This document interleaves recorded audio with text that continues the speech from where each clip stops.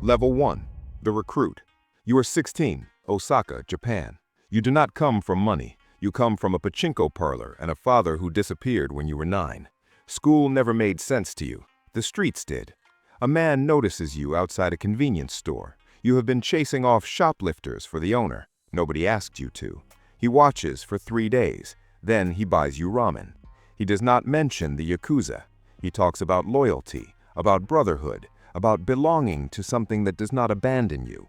You listen, because nobody has ever talked to you like that, like you matter, like you have potential.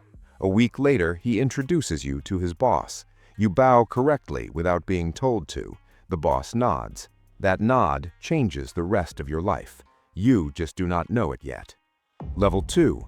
The trainee. Shate. You are 18. You are not a member yet. You are a junior, a little brother.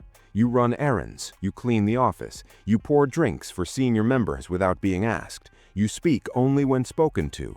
You bow to everyone above you, which is everyone. The hierarchy here is not casual, it is absolute. A senior member drops his lighter. You pick it up before it hits the floor. He does not thank you. That is not how this works. Gratitude flows downward. Respect flows upward. You are learning the code, Jingi, duty, humanity. The Yakuza present themselves not as criminals, but as an organization with values older than the Japanese government. You are starting to believe it. That belief is exactly what they need from you. It will carry you through everything that comes next, and it will cost you everything you have not yet learned to value. Level 3. The foot soldier, Kumin. You are 21, fully initiated. The ceremony was formal. Sake cups exchanged with your oyabun, your boss father. That word matters. Oyabun, father figure. Kobun, child. The Yakuza do not just recruit you, they adopt you into a family structure that replaces everything you did not have growing up. Now you work. You collect protection money from businesses in your territory. Restaurants, nightclubs, construction firms. Most pay without incident. Some test you. A nightclub owner in Namba refuses. You return with 4 men.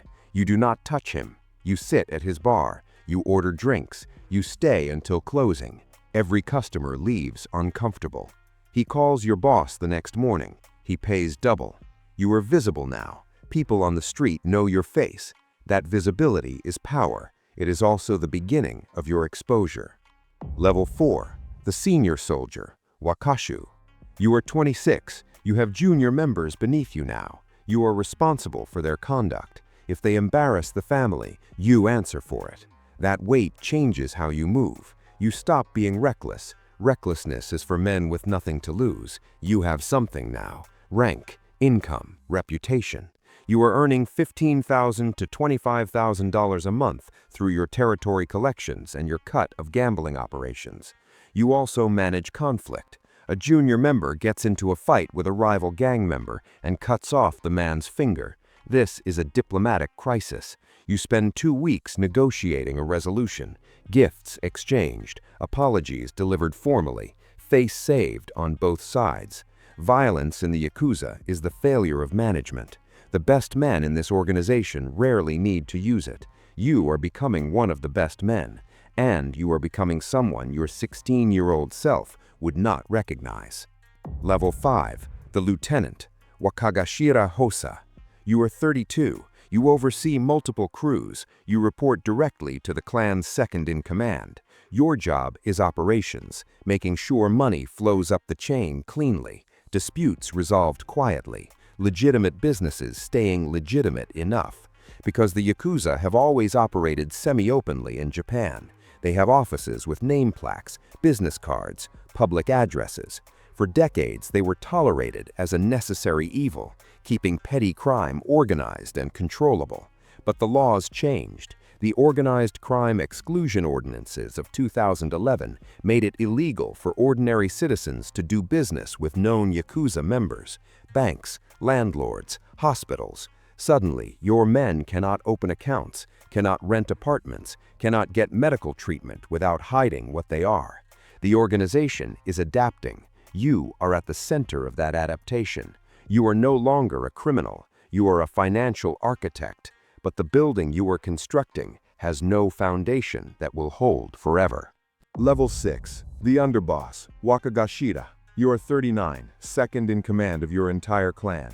You handle the politics that would distract your Oyabun, negotiations with rival clans, relationships with politicians who need donations and deniability simultaneously, relationships with police who need to demonstrate arrests without disrupting operations.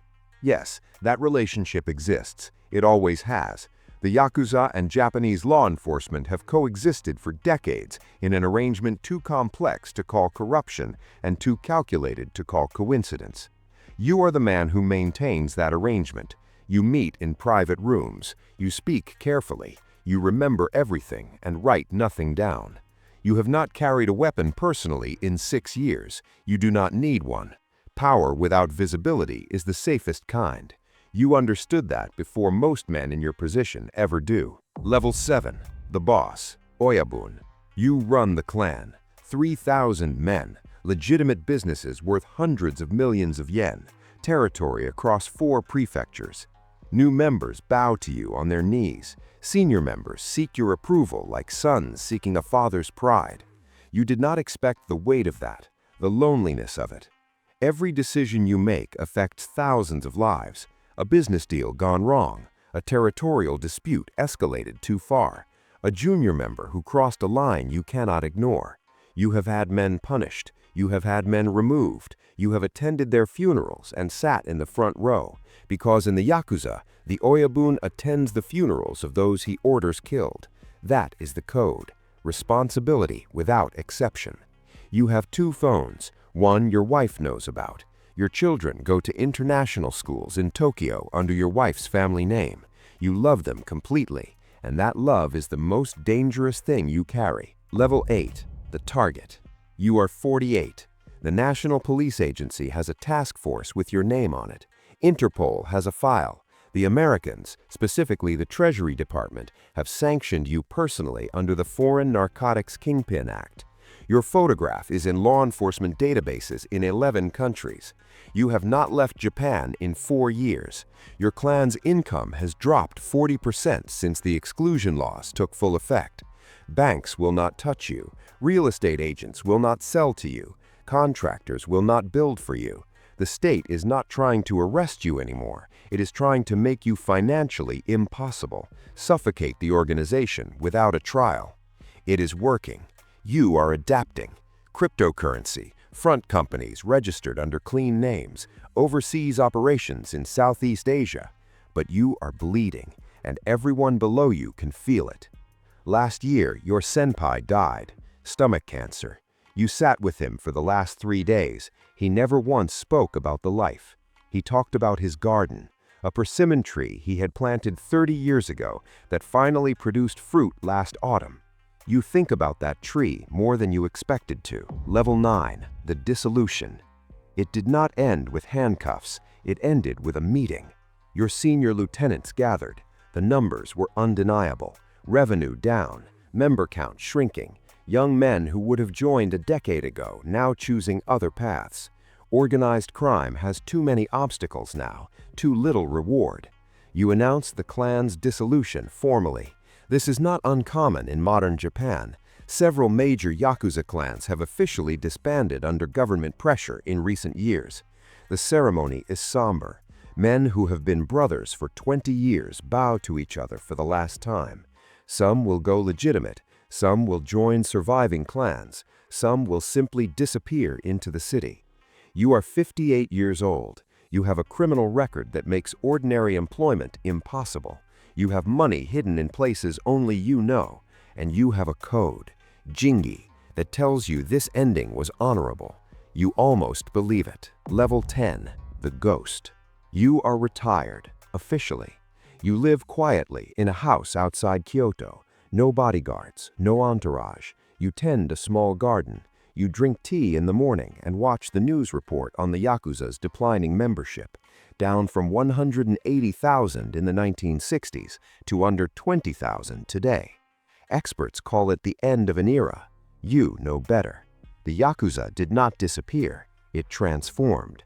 It moved into cybercrime, international fraud, Southeast Asian casinos, cryptocurrency markets. It put on a suit and stopped carrying business cards.